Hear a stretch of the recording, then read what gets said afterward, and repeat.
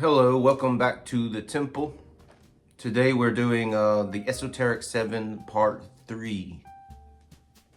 In the last video we discussed the nature of the first 3 of the 7 on the material plane.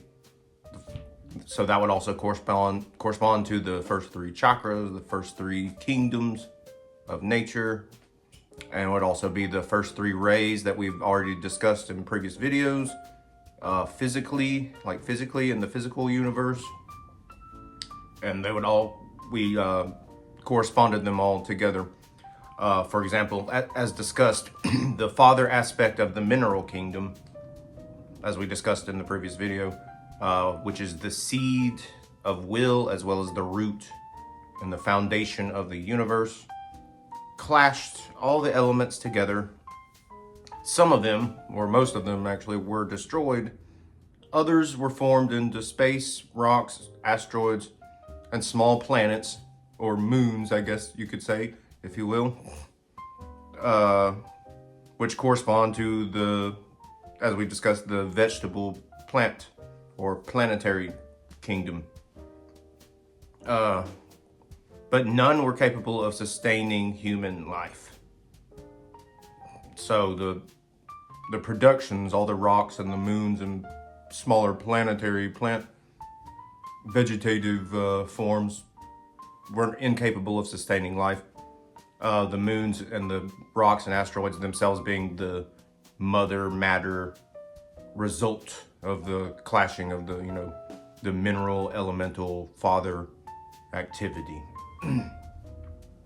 But this is where the sun comes in. Can't have the 2 without the 3.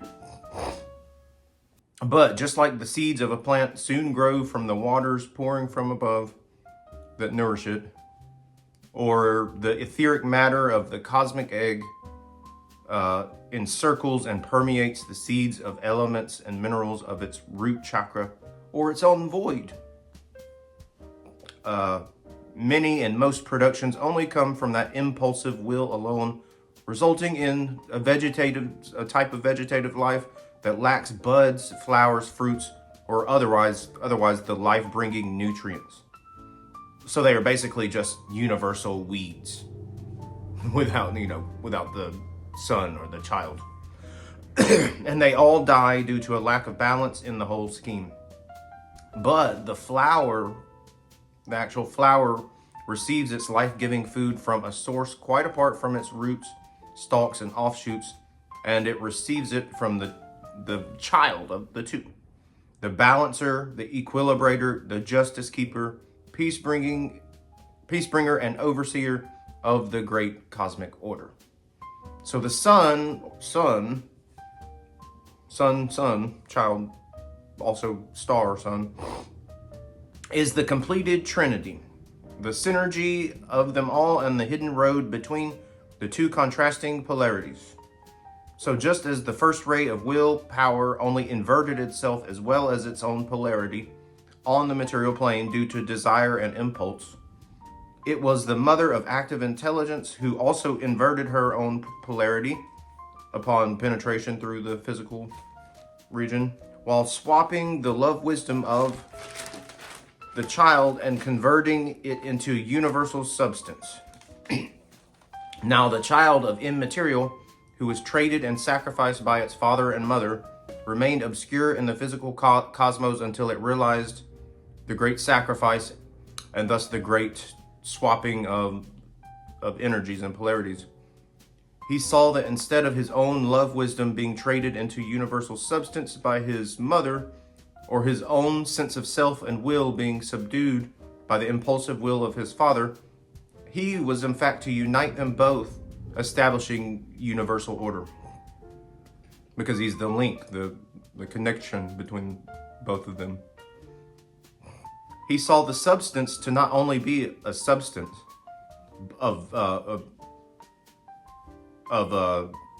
vegetative qualities, I guess you could say, but that it also contained a spark of the divine which existed within himself. He saw not the streams of ether to only grant drink to mere planets and moons, or the rest of the elements and rocks, but to offer vast wisdom, guidance, and intuition of which he once knew so well. As a matter of fact, they could even grant the very spark of consciousness itself. The ether, that is. This is when equilibrium of the universe was finally established. Stars were created containing loads upon loads of phosphoric energy, photons, and light-bearing, life-giving particles. The true planets were formed, that is, planets which create their own orbits to the secondary planetary forms, or moons. Finally, human beings, or rather planets that could actually sustain a type of life.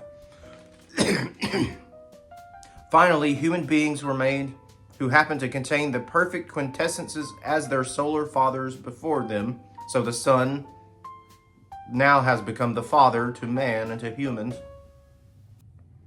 which were once sons, but now, I just said that. But now the granters and initiators of the solar logos, making themselves the newly realized light bearers as well. Hence, the sun became an ancient symbol of the lion across multiple cultures spanning the earth, a symbol of kingship, earthly rule, dominion, but also the hidden virtue of pride, which is really another form of humility. The interesting thing to take note of here is that early man was far from the den of the lion. He was weak, defenseless, he only lived on plants and fruits, and quite frankly could not hold his own to such an apex predator of earthly dominion. No, man, although being the child of the sun, who was a child of Venus and Saturn, was only caught in between the great spiritual hierarchy. Therefore, it was man's God-given right and duty to find a way to understand, survive, and remember just who and what he truly was and still is. So before we get into the harmonizing rays belonging to the fourth power, or the fourth kingdom, which is man, let's first explore a secret Greek tradition, which is the mystery of Abraxas.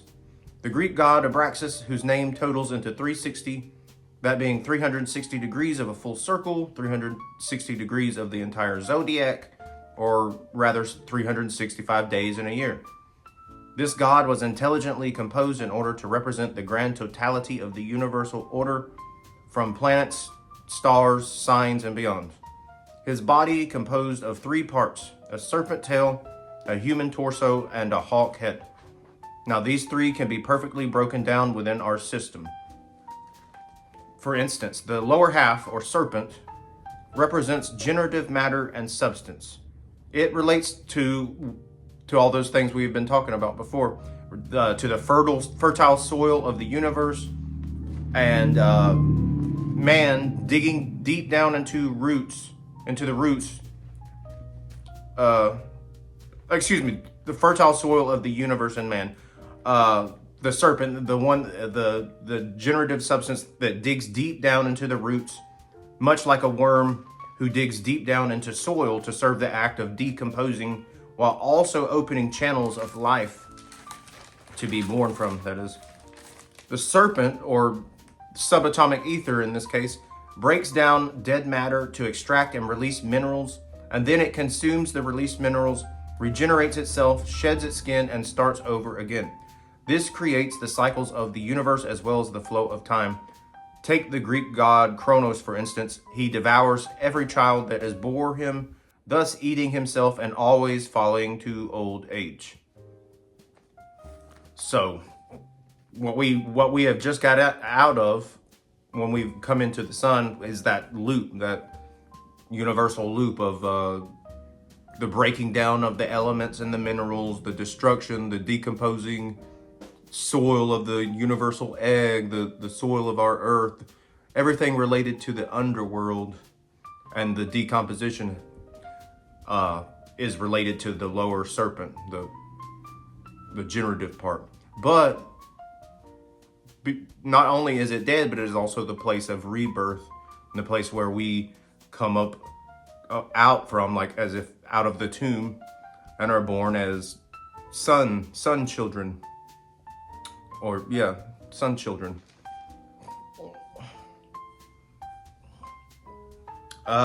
However, the need to survive and to sustain continues on.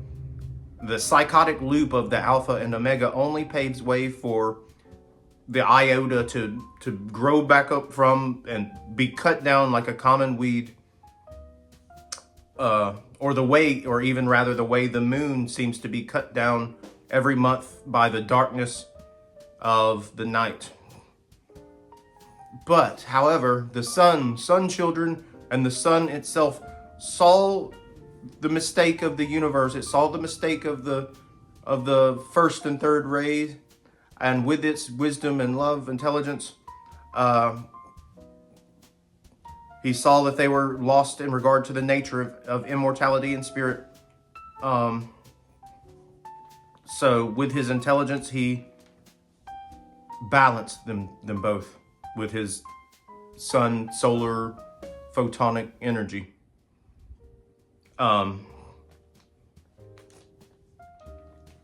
He was the solar logos, as well as the center of whom we were all to become truly acquainted with. So when the sun finally popped up, everything began to revolve around it and to be sustained by it.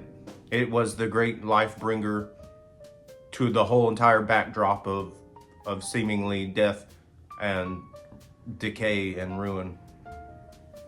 So the universe and the triplicity would be a disaster without the sun, for he carries the generative substance of his mother matter and the creative force of his father will spirit.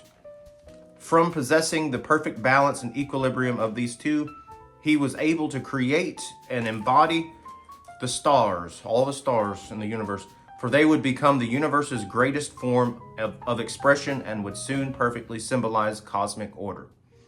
From the establishment of this order, the mother planetary spheres would be saved and redeemed and begin to revolve around their own children, and the father of the absolute or realm of destructive dissolution would now be seen in his son, who in turn becomes the new father and re-impregnates the planetary bodies, mothers, especially those who are better able to harmonize and balance to its dual nature.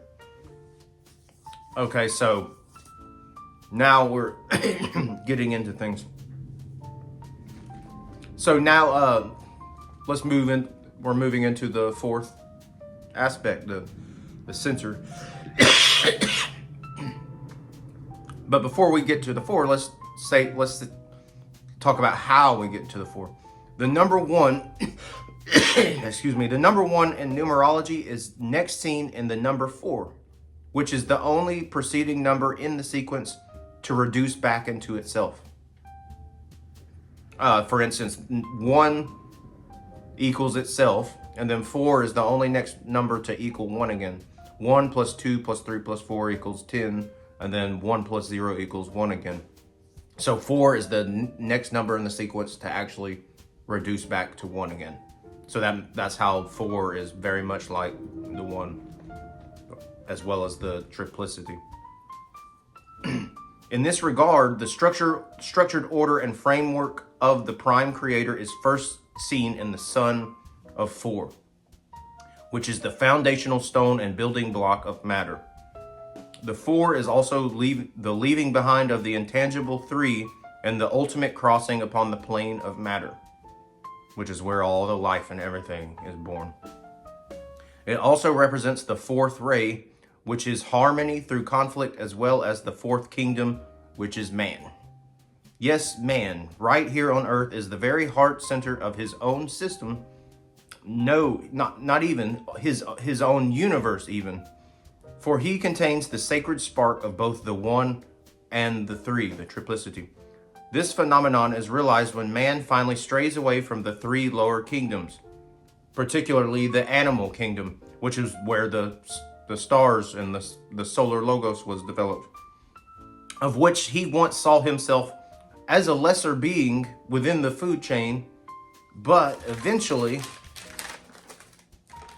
he learned of his own intelligence and divinity, seeing himself as belonging to a much higher order, one who rules its own kingdom, as a great solar being of light, right next to the prideful lion but far more advanced and far more godlike. So when he realized he once was a being of the solar logos, along with all the other animals, but when he realized his own divinity and his own higher intelligence, he became a solar center of his own. And now man is the great center of his own universe, his own life, his own world. And everything he sees seems to revolve around himself.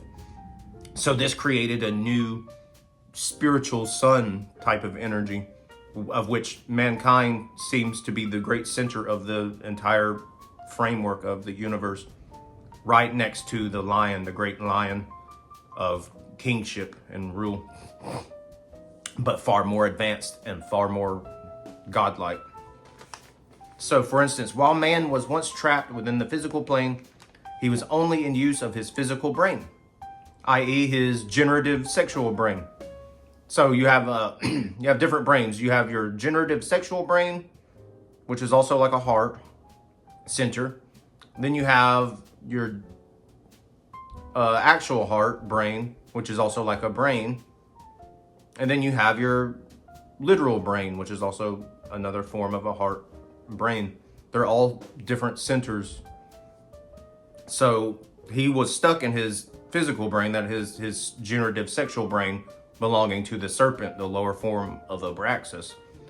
But when he first witnessed that first lightning bolt, that first gleam of the Pleiades, or the twinkle of star Sirius, he thus received his first divine message from the higher council, Melchizedek, and realized he was above his physical body for once and connected to the astral plane, which is the second brain of man, his heart and emotional soul body.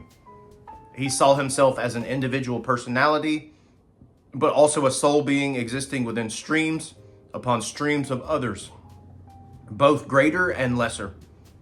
He also transmuted the stone of his root chakra, redirected the flow of generative substance, and bypassed the animal blindness of the physical sun, achieving the first great rebirth and regeneration of his spirit and soul, which resulted in wonderful beauty, harmony, and newly awakened creative power, which was fully in his grasp.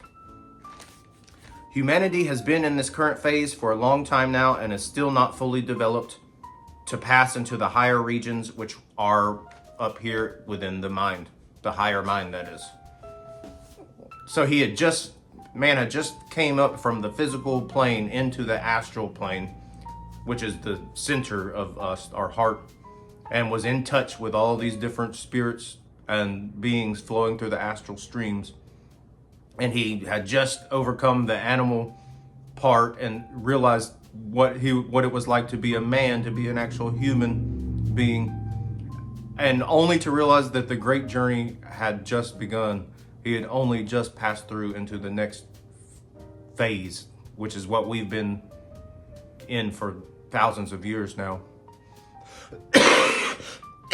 Excuse me. So the idea now is that we're going to continue to move away from the astral plane of things and try and tap into the mental plane, which is higher up and coming from a more hidden realm where the self and the absolute exist. So as always, like and subscribe if you enjoyed it, and have a great day.